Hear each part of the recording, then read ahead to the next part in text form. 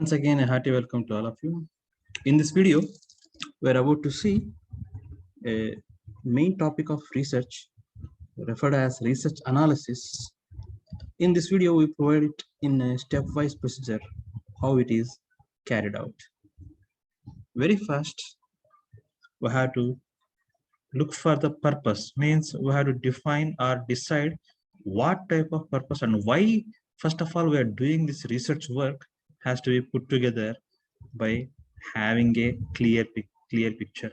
We have to spend more time on this one first of all before starting the research analysis. Next, we have to go through research method. In this concept, we have to verify which type of research we are going to take. Are we taking out qualitative method or quantitative type of research method? Now, most of the time, qualitative is referred to as exploration, and it can it will depend upon the reasons why we are choosing, whereas quantitative works on various worksheets and all those methods. We have to verify which one, and we have to lock in to that particular method here. Later, we have to put down basic questions, and with respect to them, we have to mention which type of methods are going to use here in our work. After doing that one, we have to put down in the right direction where this work is headed, and we have to mention further in the future process how we are going to verify the so-called previous methods we have chosen. Next, after answering those questions and preparing the methods, we have to go for the tools or equipment that are going to be used. This see here, when it comes to tool or equipment, basically it might not be only for the purpose of accumulating the sources. It even used for finding the results or experimentation. It can be either a process or it can be a system in our work. It depends upon which type of work we have carried out.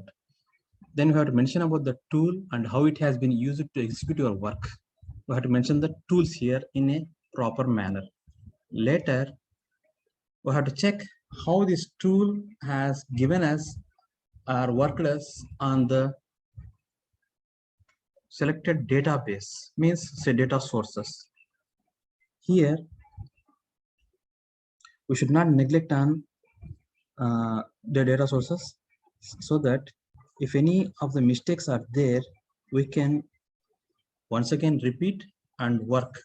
Means if we have, for example, we have taken one image or video for sampling purpose, if any problem happens, we can retrade it and work out what are the possible errors, and we can once again repeat the work.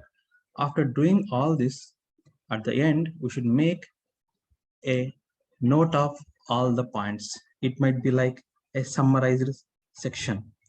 Now we have to mention here how the database was used, how the tools have helped us in accumulating the data, and what are the questions. We have to make a note of all the things what we have gone through starting from purpose in the research analysis.